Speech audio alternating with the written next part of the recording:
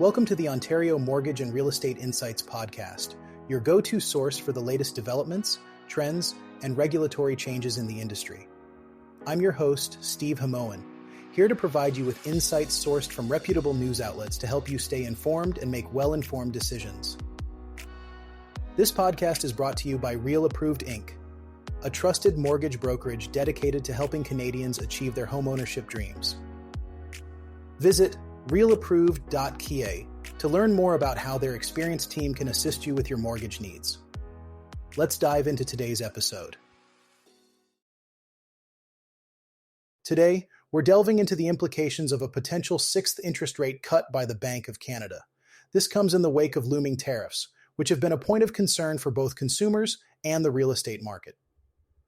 As we know, interest rates are a critical factor in determining mortgage rates, which in turn affect the affordability of homes for Canadians. A reduction in interest rates typically leads to lower mortgage rates, making it less expensive for homeowners to finance their properties. However, the situation is not as straightforward as it might seem. While lower interest rates can spur demand by making mortgages more affordable, they can also lead to increased competition in the housing market.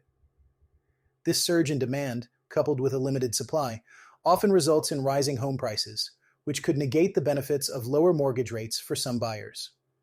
This is particularly concerning in urban areas where housing markets are already tight. Moreover, the looming tariffs add another layer of complexity. Tariffs can lead to higher costs for building materials and imported goods, which may increase the cost of new home construction and renovations. This could further constrain the supply of homes, exacerbating the challenges faced by potential buyers in the market. It's important to consider that these economic changes don't exist in a vacuum. The interplay between interest rates, tariffs, and housing supply and demand dynamics can have varied impacts on different segments of the market. For instance, first-time homebuyers might find themselves squeezed out by rising prices, while existing homeowners could benefit from refinancing at lower rates. As we navigate these developments, it's crucial for both buyers and sellers to stay informed and consider how these factors might influence their real estate decisions. Consulting with professionals who understand the intricacies of the market can provide valuable guidance during such uncertain times. The Ontario Court of Appeal recently upheld a decision that has significant implications for real estate contracts and the obligations of buyers. The court dismissed an appeal from a couple who failed to complete the purchase of a home under construction in Exeter, Ontario. This ruling confirms that the agreement of purchase and sale was binding, and that the buyers are liable for damages to the builder for breaching the contract. Back in January 2022, the appellants entered into an agreement to purchase a home from Vandermolen Homes Incorporated for $937,400. They initially paid a $5,000 deposit and later waived conditions, providing a second deposit of $88,740, which demonstrated their intent to proceed with the purchase. The closing date was set for August 31st, 2022. However, in the months leading up to the closing date, the builder attempted to contact the appellants regarding design selections, yet received no response. In August, the builder arranged for a pre-delivery inspection, which the appellants subsequently canceled. Shortly thereafter, their lawyer informed the builder that they would not be completing the purchase. As a result, the builder sold the home to a third party for $705,000, incurring additional carrying costs. In a summary judgment motion, the builder sought damages for the price difference, property taxes, and utilities, minus the deposits. The motion judge determined that the appellants breached the agreement and awarded $142,757.89 in damages to the builder. The appellants argued that the contract was not binding due to the builder missing a deadline to accept an extension offer, which included a "time is of the essence" clause. They also contended that the judge erred in considering their actions after the missed deadline. The Court of Appeal rejected these arguments, noting that the appellants failed to treat the agreement as void. Despite the missed deadline, they waived conditions and paid the second deposit, clearly indicating their intention to move forward with the agreement. The court concluded that the contract became binding on January 26, 2022, when the appellants fulfilled these obligations. Furthermore, the court found that the appellant's conduct supported the conclusion that the agreement remained in effect. Notably, their lawyer requested in August 2022 that the builder list the property to minimize damages, further affirming the contract's validity. Consequently, the court upheld the damages award and dismissed the appeal. In a significant move to tackle housing challenges across Ontario, the federal government has announced a substantial investment exceeding $2.1 billion. This funding is set to support the construction and repair of over 22,417 homes throughout the province. The investment is part of the broader national housing strategy, which aims to address critical housing needs, particularly for vulnerable populations. This initiative is distributed through 234 housing projects and includes both contributions and low-cost loans. The government has allocated these funds across various programs, each targeting specific housing challenges. For instance, the Affordable Housing Fund has been assigned $305.7 million in loans and $129.6 million in contributions. This will fund the creation of 2,319 new units and the repair of 1,047 units across 38 projects. The Affordable Housing Innovation Fund, another key component, is set to receive $118,750 in loans and $96.3 million in contributions. This funding will support 3,671 new units across 7 projects. Meanwhile, the Apartment Construction Loan Program will benefit from $1.44 billion in loans, aimed at financing 3,306 new rental units across 15 projects with affordability conditions attached. Additionally, the Canada Greener Affordable Housing Program is a critical element of this investment, focusing on energy efficiency. It includes $7.89 million in loans and $38.8 million in contributions to assist in the repair of 10,615 units across 161 projects. The program emphasizes energy efficiency and climate adaptation, aligning with broader environmental goals. The Rapid Housing Initiative is also part of this comprehensive approach, with $85.8 million in contributions facilitating 246 new units and the repair of 45 units across 11 projects. Furthermore, the Federal Lands Initiative will contribute $9.95 million to create 1,168 new units across 2 projects. Housing Minister Nathaniel Erskine Smith has emphasized that these projects signify a major step forward in reinstating a strong federal role in affordable and non-market housing. He highlighted the importance of the market's limitations in delivering the needed housing affordability, signaling a call to further enhance these commitments. The projects funded under this initiative are designed to serve a wide range of populations, including seniors, Indigenous communities, veterans, individuals with disabilities, and women and children escaping domestic violence. The emphasis on energy efficiency and innovative construction techniques is also noteworthy, as it aligns with the government's environmental and social objectives.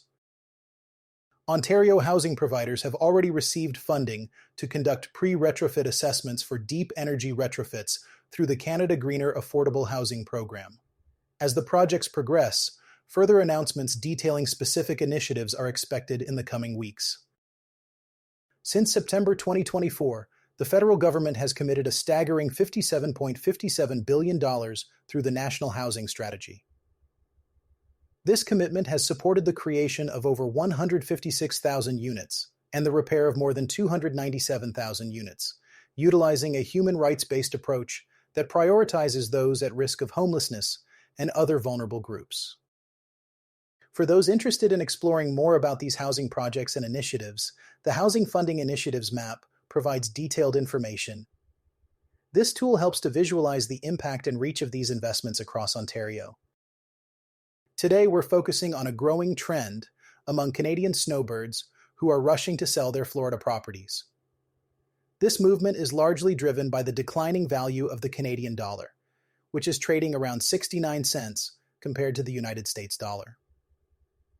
Many Canadians who own property in Florida are finding it increasingly difficult to justify the costs associated with maintaining a second home in the Sunshine State. For instance, Cecilia Cedrone, an Ontario resident, recently sold her condo in Hallandale Beach. She and her husband had enjoyed spending winters there since 2011, appreciating the warm weather and sandy beaches.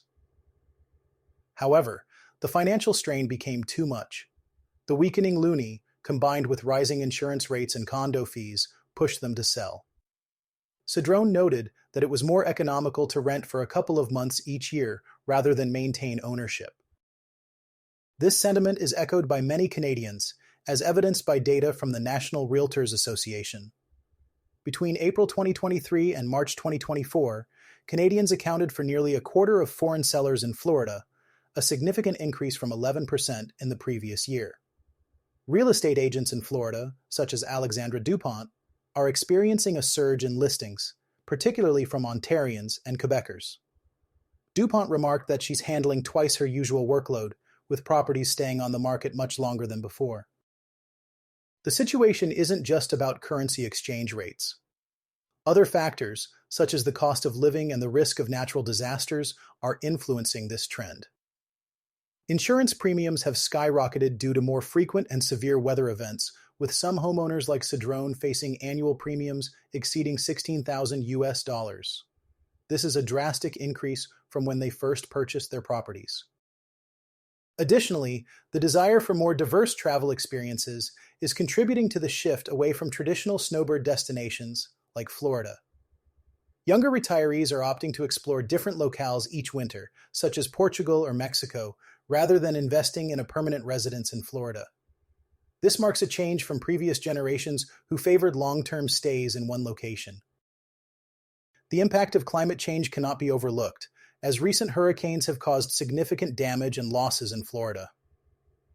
Hurricanes Helene and Milton, for instance, resulted in $40 billion in insured losses. These storms have not only increased insurance costs, but have also heightened the perception of risk associated with owning property in hurricane-prone areas. Lori Levine, a realtor based in Arizona, noted that this trend isn't confined to Florida. He's seen a similar pattern in Arizona, where Canadian clients are also looking to sell due to high carrying costs and the unfavorable exchange rate. Levine mentioned handling double his usual number of listings from Canadian owners. The broader implications of this trend suggest a re-evaluation of the traditional snowbird lifestyle. As economic pressures mount and climate risks become more apparent, Canadians may continue to seek more flexible and financially viable options for their winter retreats.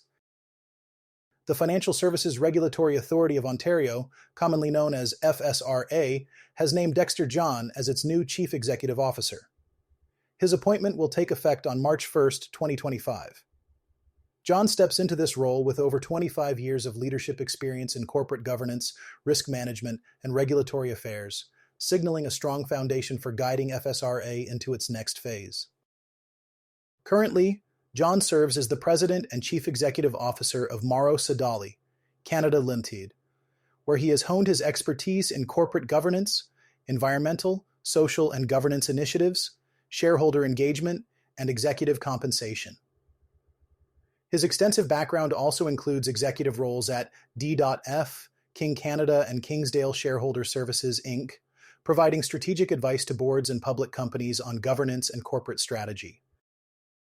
John's career is further distinguished by his experience with the Investment Dealers Association, the Ontario Securities Commission, and the Toronto Stock Exchange, where he developed a keen understanding of governance and regulatory matters. Earlier in his career, he practiced corporate law with Stikeman Elliott, enhancing his expertise in these areas. Having served on FSRA's board of directors, John has chaired the Business Technology Transformation Committee and contributed to several other committees, including the Human Resources and Governance Committee. This familiarity with FSRA's operations, combined with his broad market experience, positions John well to lead the organization as it seeks to modernize Ontario's financial services regulatory framework. Joanne De Laurentiis, chair of the FSRA Board of Directors, expressed confidence in John's leadership, highlighting that his strategic insight will be invaluable as FSRA continues its modernization efforts. She emphasized the importance of engaging collaboratively with FSRA stakeholders to deliver regulatory efficiency and effectiveness. The board also recognized the contributions of Stephen Power, who has served as interim CEO since July 2024. Power's leadership during the transition period was praised, underscoring his role in guiding FSRA effectively during this time. In his statement, Dexter John expressed his gratitude for the opportunity to lead FSRA, acknowledging the agency's critical role in strengthening Ontario's financial services sector. He looks forward to working with staff, stakeholders, and partners to ensure FSRA delivers on its mandate and creates positive outcomes for Ontarians. FSRA is a Crown agency responsible for overseeing various non-securities financial services in Ontario, including insurance, pensions, credit unions, and mortgage brokers. With John's leadership, FSRA is poised to continue its efforts in modernizing the regulatory landscape and maintaining robust oversight of the sector. Finally, let's take a look at a unique real estate offering in Ontario that combines modern sophistication with traditional charm.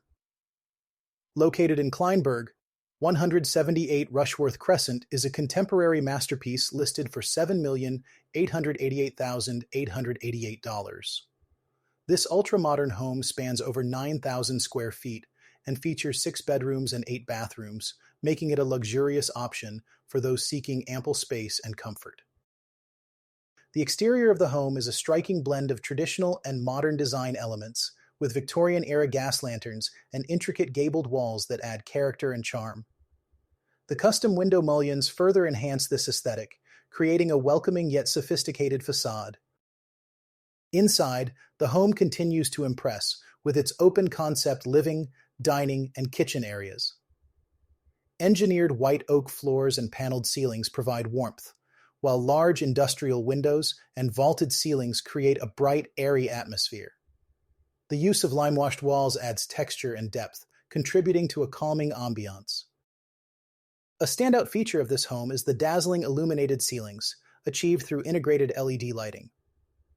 While some might find this reminiscent of YouTuber homes, the warm tones of the LEDs add a soft glow that enhances the overall mood of the space. The kitchen is designed for both functionality and entertainment, featuring a massive marble island that serves as the focal point for gatherings.